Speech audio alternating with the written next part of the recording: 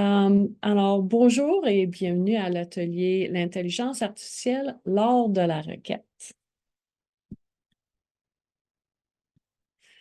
Et pour commencer, j'aimerais juste dire que je sais que notre temps est vraiment précieux et on voudrait vraiment avoir plus que les 24 heures dans une journée. Avez-vous déjà pensé à essayer ChatGPT ou un autre outil d'intelligence artificielle générative, mais que vous trouvez qu'il vous manque du temps? Ben, ça se peut. Ça m'arrive de temps en temps.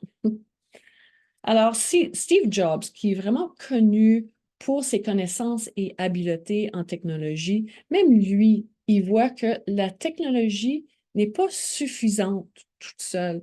Ça prend de l'humanité.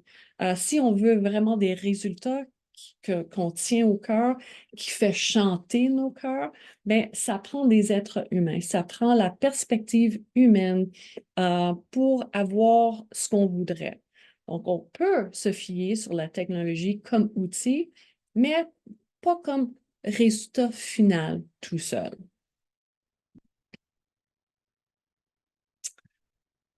Alors, si vous ne connaissez pas vraiment ChatGPT puis tout outil d'intelligence artificielle générative, je peux dire que ceux-ci peuvent aider les enseignants, comme tout personnel scolaire, à gagner du temps en agissant comme un assistant. Donc, quand j'ai entendu ça, j'étais tellement contente de savoir que j'allais recevoir enfin une assistante à moi-même. Et même un collaborateur qui peut m'aider à générer des idées d'activités, qui peut m'aider à rédiger des textes, à synthétiser ou résumer des textes, mettre des textes à un autre niveau.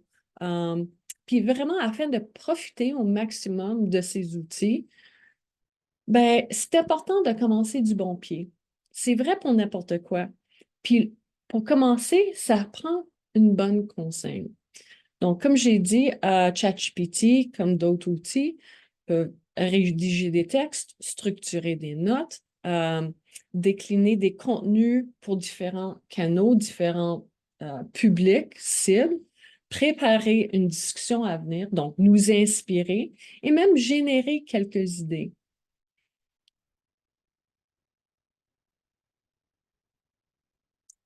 L'intelligence artificielle et l'intelligence humaine fassent un duo puissant ensemble. Alors, on peut se poser la question, comment rédiger de meilleures requêtes pour transformer ChatGPT en un partenaire stratégique? Ben, la clé, c'est vraiment dans la bonne réponse qui va être générée à travers une bonne requête. Puis requête, on entend souvent parler de prompt. Je parle ici de prompt justement. Donc, il est important et essentiel de travailler avec nos compétences en communication. Puis en fait, c'est quelque chose qu'on peut enseigner à nos jeunes. Euh, comment mieux communiquer, comment mieux choisir nos mots, quels mots choisir, quelles astuces est-ce qu'on va utiliser justement pour commencer la discussion. Et voici un emploi du futur, le prompt engineer. Et c'est-tu pas merveilleux ça? Un prompt engineer. Donc, je commence à parler même avec mes propres enfants de qu'est-ce que ça veut dire pour eux dans le futur. Je trouve ça vraiment incroyable. Donc, de jumeler tout ce qui est technologie avec l'être humain, ben, ça se perd pas en salle de classe. Avec ce duo puissant, on peut utiliser quelques étapes. Maintenant, j'ai fait beaucoup de recherches sur l'art de la requête. Puis j'ai trouvé tellement de différentes façons de faire. Sur TikTok, on peut trouver des gens qui parlent sans cesse des étapes à prendre pour naviguer la conversation avec ChatGPT. C'est vraiment merveilleux. J'ai suivi tout ça.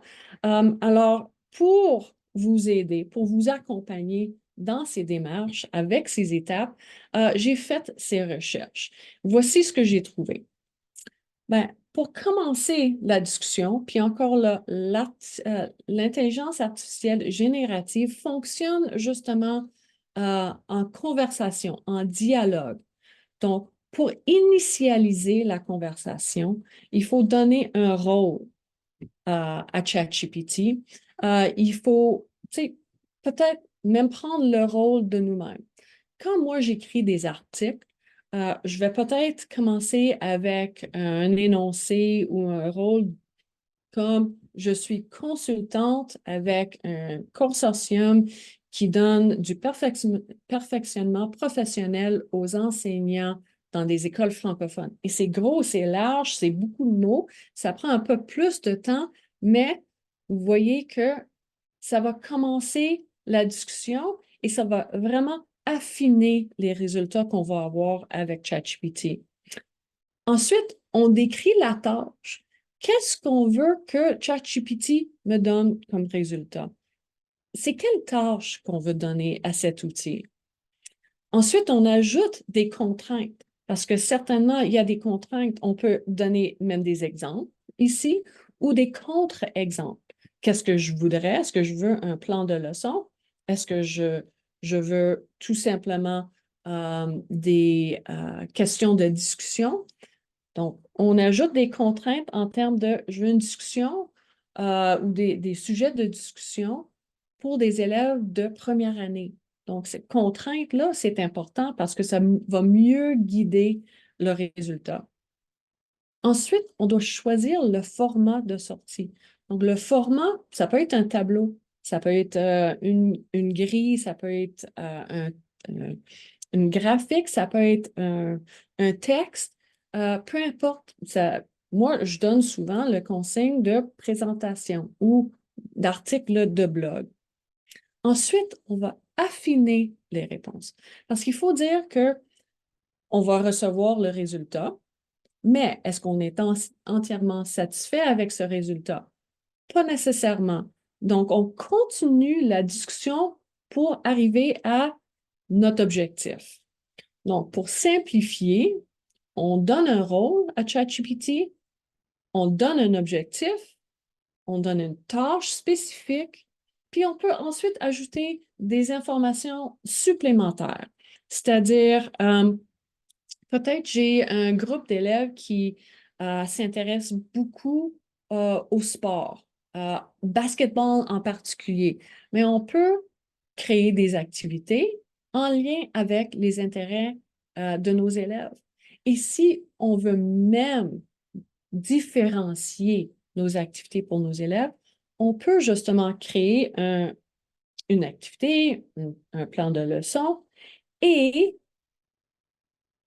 continuer avec ces discussions pour différencier pour certains élèves de la classe selon leurs intérêts. Parce qu'on sait très bien que si les élèves sont vraiment engagés, ça va être à travers leurs intérêts, ça va être à travers les émotions. Donc, on peut vraiment affiner ces réponses. Ça, c'est le début de l'art de la requête. Ensuite, après mes recherches, j'ai trouvé d'autres astuces qui peuvent vous aider. En fait, donner du contexte, c'est le premier pas.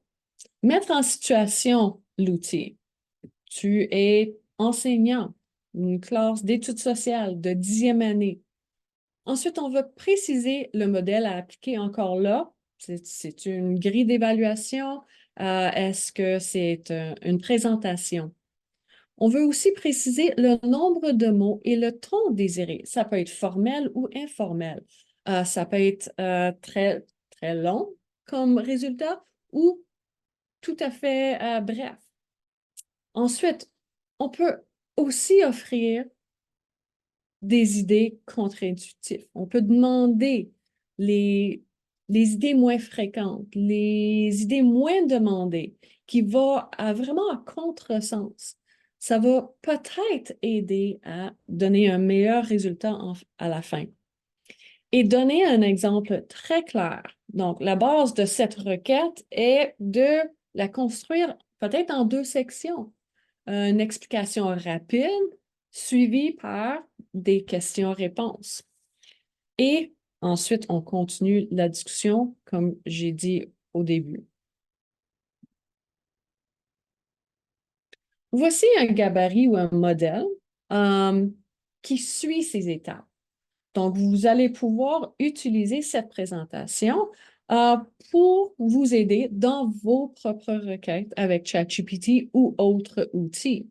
Puis, je vais parler dans une minute ou deux des outils qui existent qui peuvent nous aider à part de ChatGPT. Mais de base, ChatGPT est vraiment merveilleux. Moi, je l'utilise en français comme en anglais. Alors, pour commencer, on veut que ChatGPT agit en tant que, ici, on choisit la personne qu'on souhaite, le rôle qu'on souhaite. Et je suis, ici, la personne qui donne des instructions, qui je suis. Bon, je veux que ChatGPT agit en tant qu'enseignant et je suis consultante. Donc, voici le rôle que moi j'ai et voici le rôle que je veux que ChatGPT prenne. Et je veux que vous, là, on insère la tâche. Ça, c'est le noyau de la requête. On peut inclure nos contraintes ici. On peut en avoir juste une ou plusieurs. Et le format de présentation. Quel format est-ce qu'on désire en ce moment? Voici le gabarit ou le modèle que vous pouvez utiliser à chaque fois. Puis ensuite, vous pouvez ajouter des informations supplémentaires. On peut ajouter d'autres contraintes. On peut ajouter des exemples. Voici un exemple basé sur un article dans Grenier. Je peux vous montrer ce que ça nous donne. Ben, je vous montre à l'écran présentement. Ensuite, je vais vous montrer l'article. Ici, la requête de base, c'est donner 3 idées de titres pour un article de blog sur le sujet approche collaborative. Ça peut être n'importe quoi. Ce n'est pas suffisant pour me donner le résultat que je souhaite. Donc, je vais aller un peu plus loin. Je te donne un sujet sur lequel écrire un article de blog et tu écris les différents titres de ce format. Donc, je suis à la recherche de plusieurs différents types titres pour l'approche collaborative. Alors, ça va me sortir un titre, un sous-titre, une introduction et mon sujet, approche collaborative. Alors, c'est ce que je souhaite, c'est ce que je mets dans ma ligne de chat de clavardage. Ensuite, un autre exemple. Voici la requête de base. Je veux des idées de titres accrocheurs pour une campagne publicitaire pour promouvoir nos sessions sur l'intelligence artificielle. Mais pour améliorer cette requête, c'est concevoir des titres accrocheurs pour des publicités numériques, coup par clic, pour une entreprise de perfectionnement professionnel. Et encore là, je peux aller plus loin. On est où? On est en Alberta. Ça devrait être en français. Et on ajoute d'autres éléments pour le contexte. Le public cible, les services offerts, les objectifs de l'annonce et peut-être quelque chose qui va inspirer même l'outil.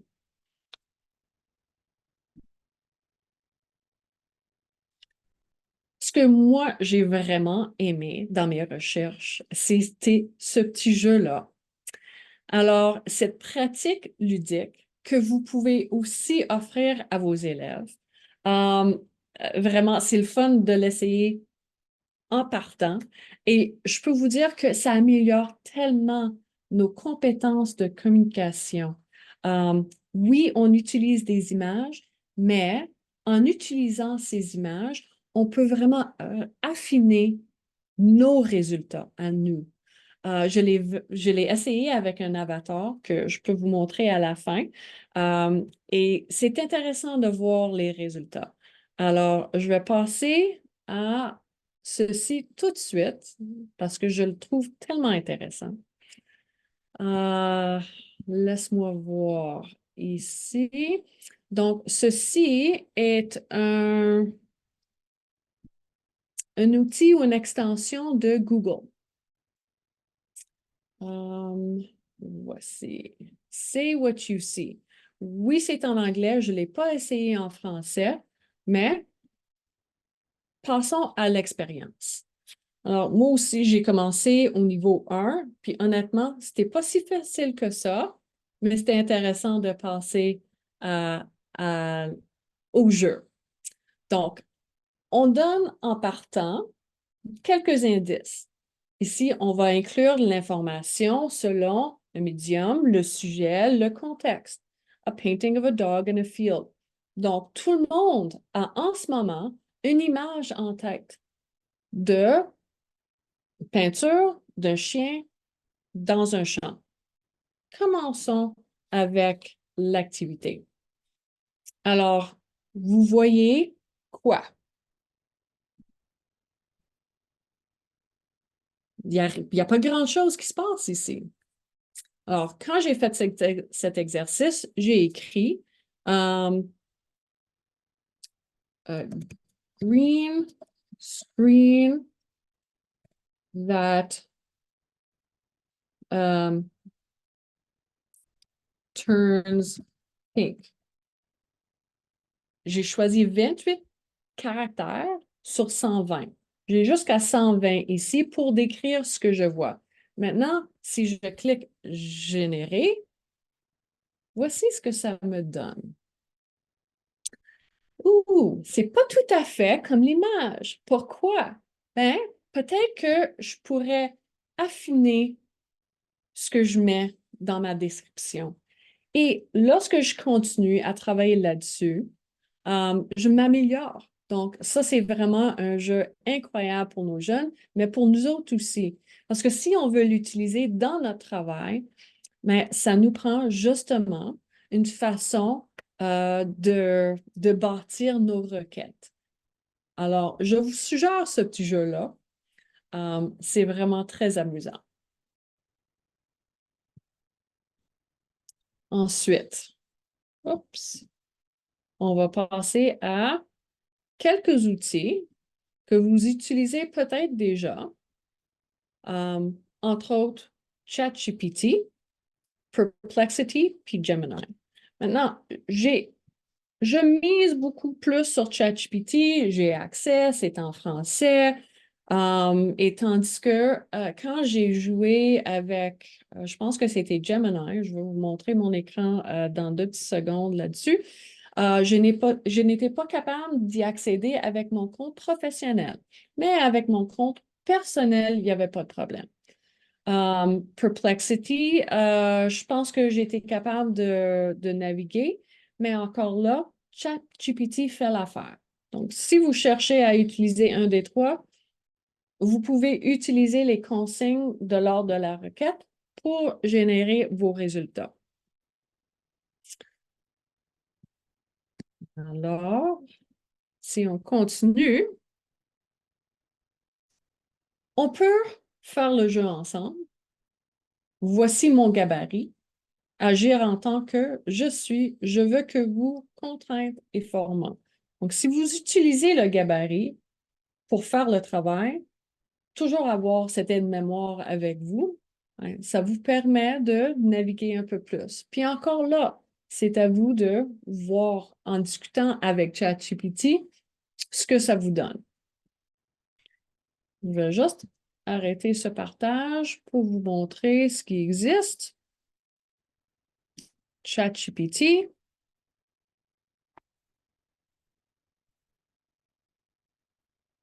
Voilà. Oui, ChatGPT. Et à part de ChatGPT, j'ai Perplexity ici. Donc, c'est bâti plus ou moins de la même façon. Et on a Gemini. Encore là, les trois se ressemblent énormément. Et comme j'ai dit, j'ai toujours utilisé ChatGPT, donc je continue avec ceci dans mon travail. Pour vous montrer aussi l'article Grenier, il y a une introduction, qu'est-ce que c'est ChatGPT, qu'est-ce que c'est l'intelligence artificielle générative. Ensuite, les étapes pour créer vos propres requêtes. Ici, ce n'est pas un article vraiment basé dans l'éducation. Donc, j'ai passé à un autre lors du prompt 101 que j'ai beaucoup aimé parce que ça m'a donné vraiment des exemples concrets dans ChatGPT. Et si on commence avec l'étape numéro 1, initialiser la conversation, mais quelle personne ou rôle vous souhaitez simuler? Qui vous êtes? Et commencez la conversation. Je veux que vous agissiez en tant que. Et ça continue. Là, on bâtit là-dessus. En décrivant la tâche, ben, voici la deuxième partie. Je souhaite que vous génériez les grandes lignes d'un cours intitulé XYZ. On ajoute nos contraintes. Pour quel niveau est-ce le contenu? Quel niveau de difficulté? Quels mots-clés vous voulez utiliser? Quel sujet inclure? Et vous voyez, en incluant ces contraintes-là, ça fournit beaucoup plus d'informations à ChatGPT. Et formater la sortie, c'est plus ou moins la dernière étape, l'avant-dernière étape. Là, je veux donner un titre à chaque session. Si je crée une présentation, je veux combien de diapos, et c'est ce que je veux des diapositives, détailler le contenu ou pas de détails du tout. Peut-être que c'est vraiment juste un survol. Puis, cinquième étape, c'est vraiment d'affiner les réponses. Donc, vous voyez, je vais juste reculer un petit peu. Le petit nom ici, l'icône ici, démontre c'est qui. C'est moi, la personne qui va mettre les informations dans ChatGPT. Ensuite, c'est ChatGPT, le petit icône de ChatGPT, qui va me donner le résultat. Voici le résultat. Après avoir entré toutes ces informations pertinentes, je peux lire et décider si peut-être que cette partie-là, je ne veux pas. Peut-être que je vais inclure une cinquième session ou une sixième session et d'autres sujets pour l'essai. Peut-être que je veux aller chercher d'autres idées originales. Puis, comme c'est écrit ici, reformuler et affiner les questions au fur et à mesure de ce dialogue aide vraiment à avoir le résultat qu'on cherche. L'article dont j'ai référé au début, c'était écrit par Monica Burns. Maintenant, Monica Burns, je reçois son infolette au moins une fois par semaine. Puis elle est vraiment axée sur l'éducation. Donc, elle donne énormément d'idées technologiques, numériques pour utiliser l'intelligence artificielle dans nos plans de leçons, nos activités. C'est vraiment fantastique ce qu'elle offre. Je parle souvent de Ditch That Textbook par Matt Miller. Lui aussi, il donne beaucoup d'informations. Et vous allez trouver le lien vers ce jeu. Et je peux aussi inclure d'autres informations, mais pour dire que à la fin de cette petite session, puis là, on est rendu vraiment à la fin, vous allez recevoir ces liens aussi dans la présentation. Avez-vous des questions, des commentaires, des suggestions, quelque chose à partager avec le groupe? Vas-y, Marco. Je ne veux pas te mettre sur le spot. Bon, Mais as-tu déjà, avec ChatGPT, as-tu déjà demandé de créer des textes pour des élèves, mais trois différents niveaux, disons, de oui, texte? oui. Est-ce que tu pourrais nous montrer comment... Comment ça pourrait fonctionner, comment ça pourrait...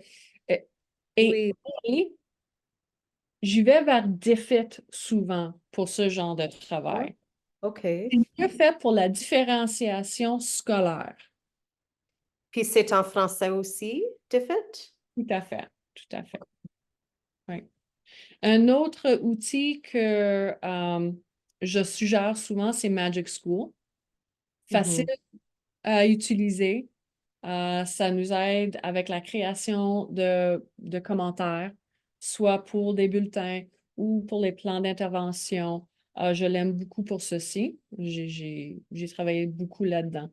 Mais DeepFit ou Magic School, un des deux, nous permet de soit utiliser une adresse URL. Mettons, on trouve quelque chose en ligne dans Wikipédia ou autre, puis on veut vraiment avoir le niveau de lecture de nos élèves, mais on peut juste mettre cette adresse dans l'espace de clavardage, puis ça nous fournit le niveau recherché.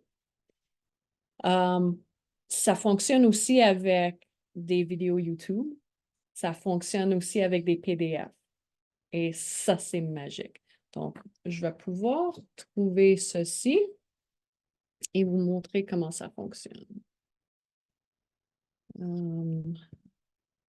Defit en premier, suivi par... Puis, il y a souvent des upgrades, des versions payantes pour ceci. Mais j'ai toujours utilisé des versions gratuites qui fonctionnent super bien.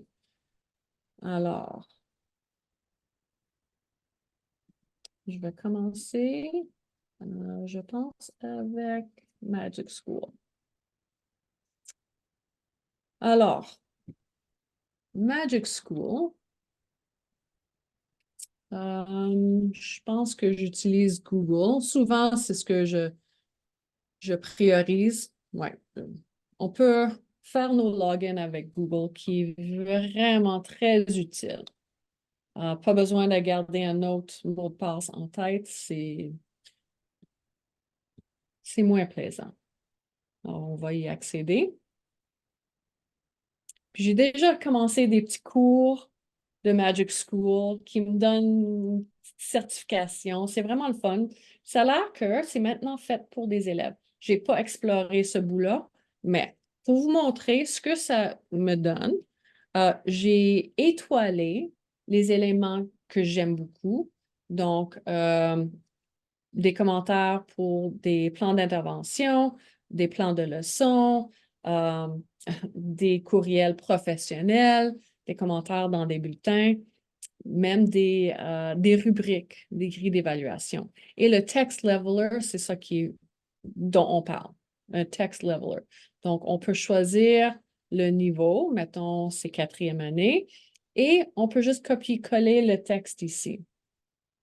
Alors, si je cherche un texte, je ne sais pas si ça va fonctionner en français, mais disons, je prends tout ça,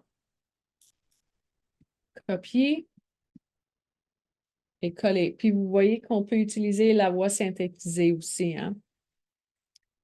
Alors, voici, ça va générer maintenant en anglais.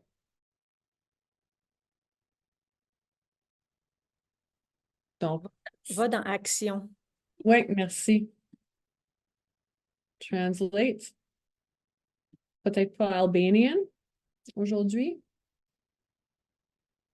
Mais c'est sûr que la traduction, ça se fait par l'intelligence artificielle. Moi, j'utilise DeepL tout le temps.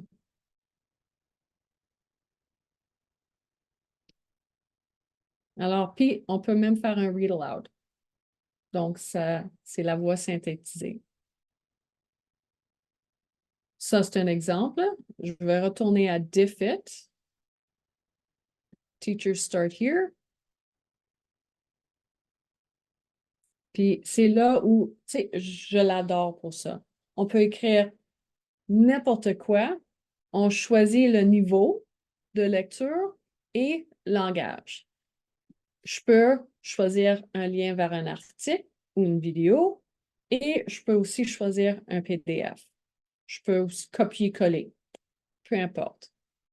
Et encore là, je choisis le niveau de lecture et je choisis la langue.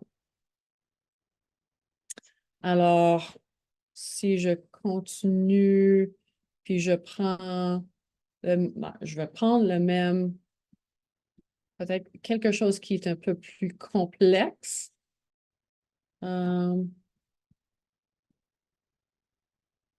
Copier, coller. On veut avoir 4e année en français. Et ce qui est fun avec Diffit, ça peut générer des ressources en lien avec ce que je viens d'ajuster. Donc, je peux prendre un texte, je peux le niveler. Ensuite, ça peut me créer des genres d'activités. Translate. Non, voici. J'ai déjà mon free account, fait que je ne veux pas aller trop loin. Ici, ils vont me donner le résumé de ce texte. Ça va me sortir des mots-clés avec les définitions. Ça va me sortir des questions à choix multiples. Donc, vous voyez à quel point cet outil est fait pour l'école, fait pour les enseignants.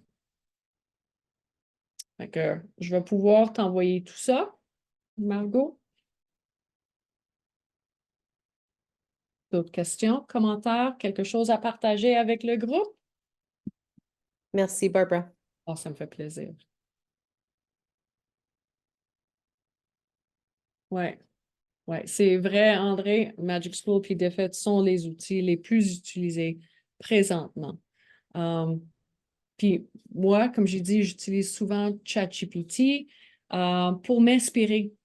Si je ne sais pas par où commencer pour une présentation, pour un article, alors je rentre quelques détails. Puis le plus d'informations que je donne à l'outil, le meilleur le résultat pour moi. En fait.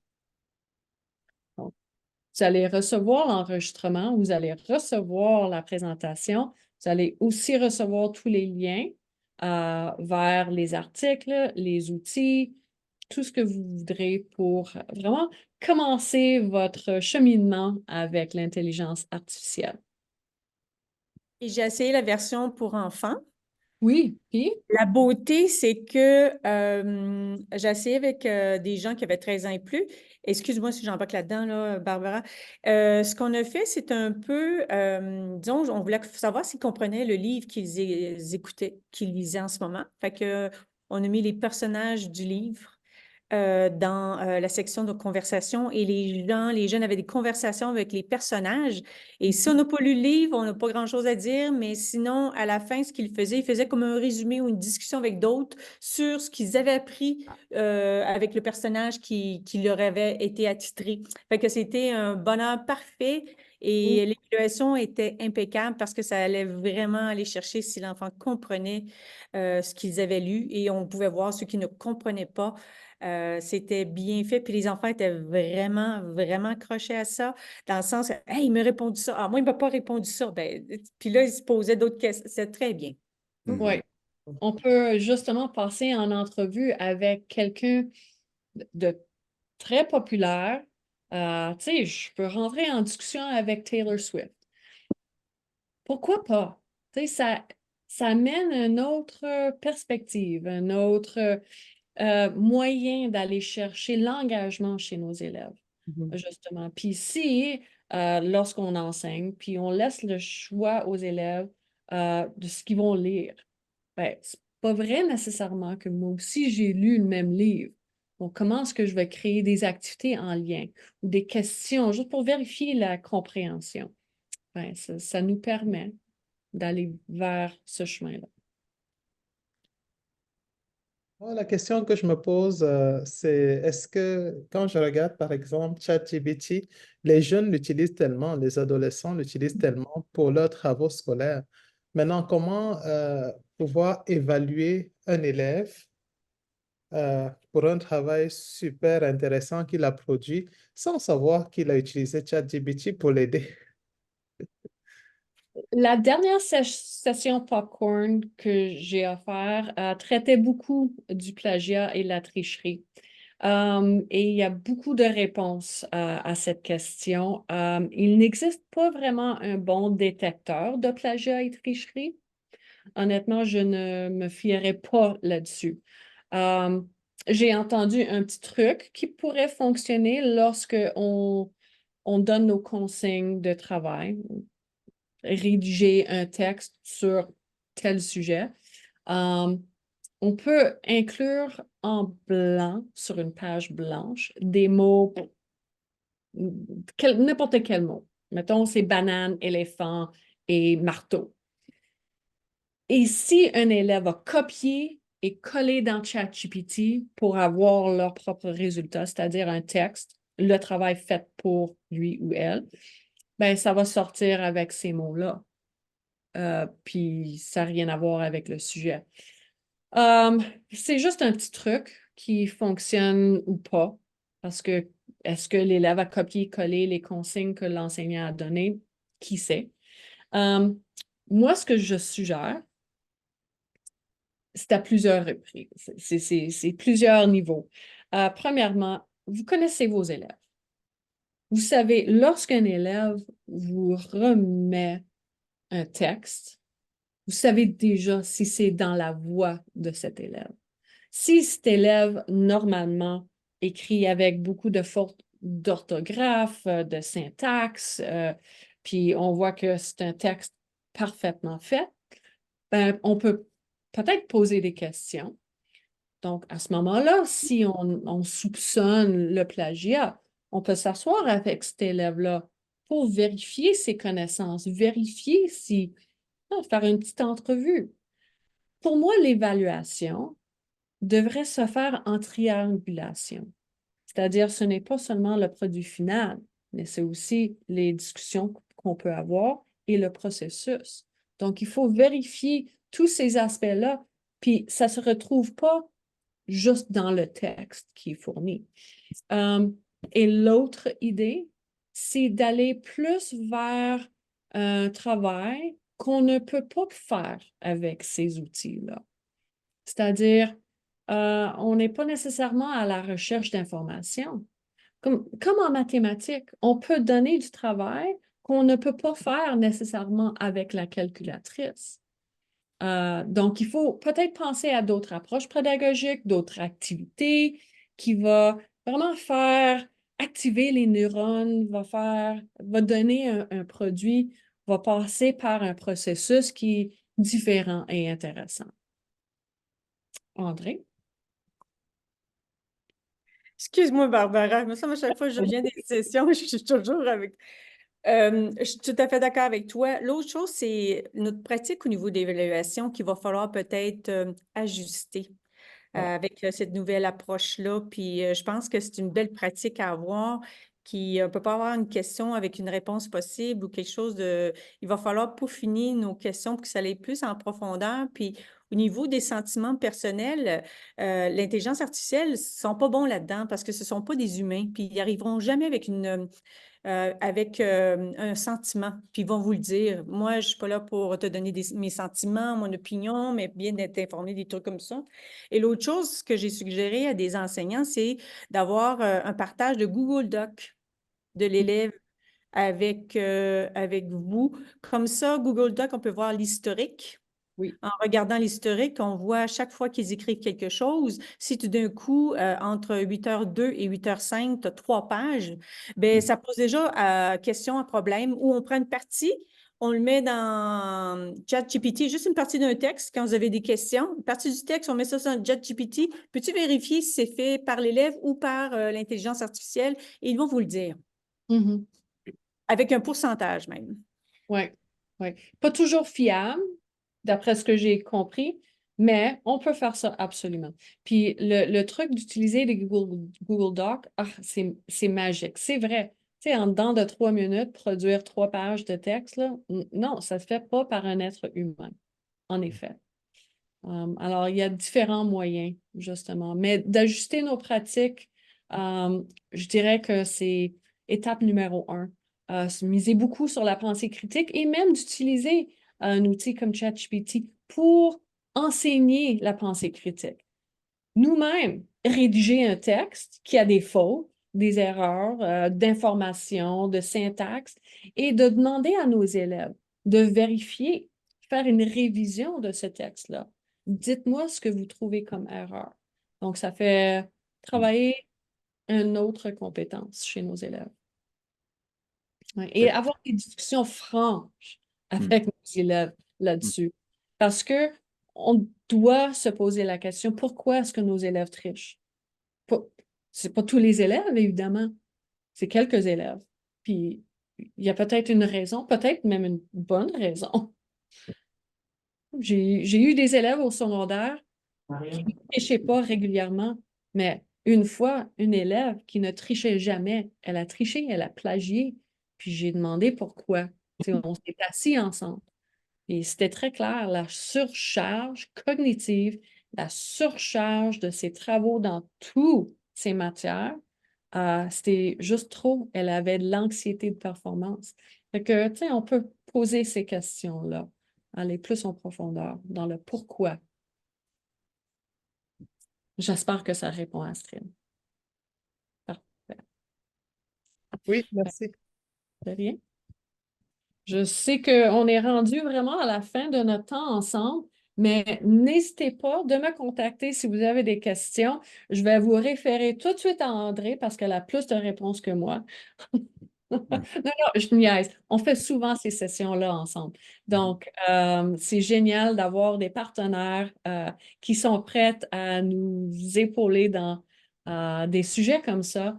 Je suis très fière de pouvoir travailler avec vous aujourd'hui, de répondre à vos questions et de vous offrir de l'information pour continuer votre cheminement avec l'intelligence artificielle.